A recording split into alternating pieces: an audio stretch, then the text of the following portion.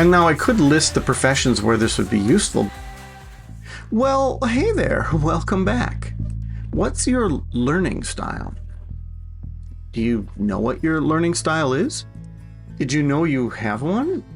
For a long time, I've known about the different ways humans learn. People not only have aptitudes, someone who's good with mechanical stuff or math, etc., but also differ in the way they learn. The same resulting information, different ways of it to enter your head. I truly wish we could explore this in the schools because it would make all the difference in the world for kids and people trying to learn. What I've come to recognize anytime I'm teaching, conversations, consulting, teaching, coaching, workshops, is that I can detect the style just by watching the person as they learn. So here are the styles I've come across and what I notice. Audio. People who learn this way learn mostly by hearing the information. They are watching you, sure, but they focus mostly on what you're saying. These people make facial gestures as they listen. They might seem to be staring at you. They really prefer audiobooks instead of regular print books. They might seem to be ignoring what you're putting on your whiteboard. They are waiting for you to tell them something. Visual. You hear this a lot. I'm a visual learner. Well, obviously this means they're watching very carefully and pay most of their attention to what they see. So, your diagrams and text on the board are just devoured. They will talk with their hands typically. I'm Sicilian, so I do this anyway. Some teachers seem to think that everyone is one of these kind of learners, and I don't think they are. Conceptual. The conceptual learner is really inwardly focused on what he or she is processing. I know when I'm talking to one of this tribe because they tilt their heads and usually look up to the upper right. I know because I'm a member of this tribe. It's sometimes disorienting for others as it looks like I might not be listening or that I'm doubting what they're saying. In a way, they're right. I'm testing the concept that they're relaying with what I know and creating it in my head to see. Conceptual learners tend to take things to heart immediately. They learn faster and harder, but will be quick to lose interest if they're not engaged.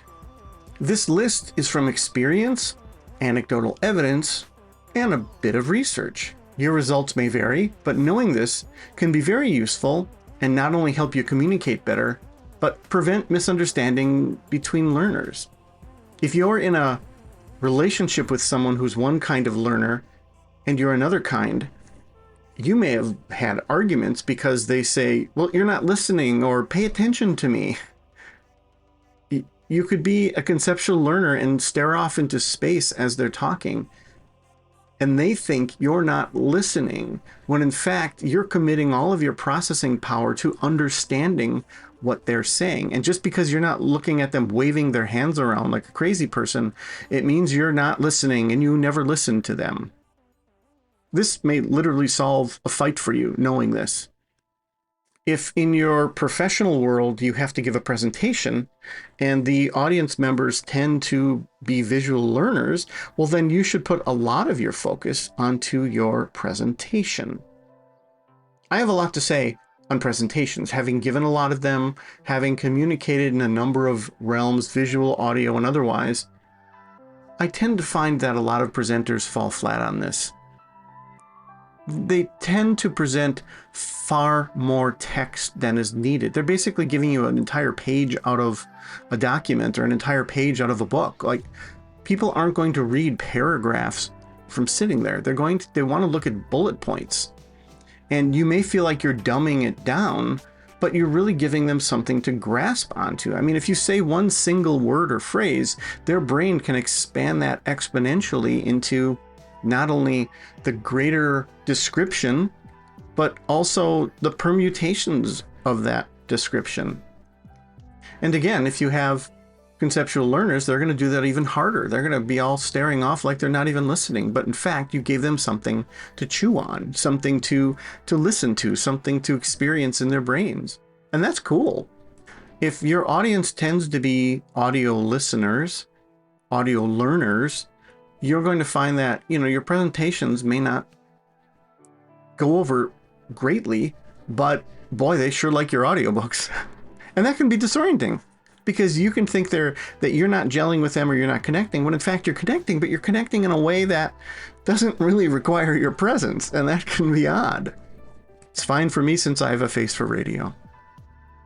I, for one, would love to know what kind of learner you are. Now, I can suspect that people who are diehard fans of this show and listen to a lot of the episodes are probably audio learners. Now, I could be wrong because maybe you listen to this, or maybe you're subscribing to the Alchemy for Life subscription mailing list. So you do listen to this, but you get a lot more out of the article that I write in addition to the transcript that I try to faithfully produce for each one of the shows. This may be a bonus, but you really may like reading the article instead of listening to my voice. So based on what I just said, I'm giving this a bit of thought. Which kind of learner are you? Give it some thought even after you're done with the podcast. Reflect on what you have learned, or perhaps there was something that it was difficult to learn even though you got the subject matter, but for some reason that was hard to learn. So perhaps it was taught to you in a way that's really not synced up with your learning. Have you ever run into difficulty explaining something to someone and then they learn it a different way and you say, I explained that to you already. In fact, I think I did a better job of explaining it, and yet you somehow learned it from this inferior source. Well, the inferior source may be of a different kind. It might have been visual when you were audio and vice versa. Or perhaps you thought they weren't listening, so you kind of rushed it along. And now I could list the professions where this would be useful, but this is useful in every profession. In all professions, we're communicating with humans in some way. And even without a profession, if you're communicating with your family or your friends or your children, your spouse, this can be extremely valuable. And I feel like this episode could have as much impact as my book, 3 Voices, in which I received letters from people saying that it really helped them communicate. And in one situation, a woman wrote to me that said that she thinks I might have saved her marriage. Because she now understood what was actually happening in a conversation that was sort of invisible to her. And I think that's awesome. And I love feedback. So please, if you get a lot out of this, if you want to discuss your learning style, you can go to my Patreon and discuss it there. It's completely free for people. It's not there as a profit center. It's there to allow there to be a blossoming community. It's small right now because, people may not necessarily want to come out of the woodwork and start talking. But when you see other people do that, I think it promotes communication. And I think that's really important these days, is for us to communicate. And even with differing opinions, I think it's a really cool thing. So having said all that, thank you for listening and learning via my voice. Thank you for reading and learning via something visual. And hopefully you understood and enjoyed and embraced the concepts in this podcast. Take care of yourself, and as I always say, don't forget that you're very important. Thank you. Well, I just want to be happy. How to get there? Glad that you asked me. I think it's different for everyone. Some of us need work, others need fun. Some of us need purpose to overcome. But try to do what you love when it's said and done. Cause there's so many differences in each of us. Trust your gut, it can show you what you want.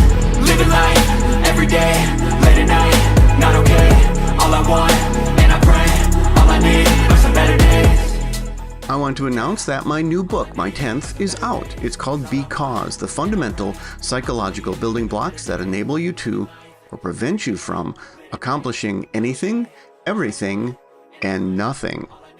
Check it out on Amazon. It's only $9.99.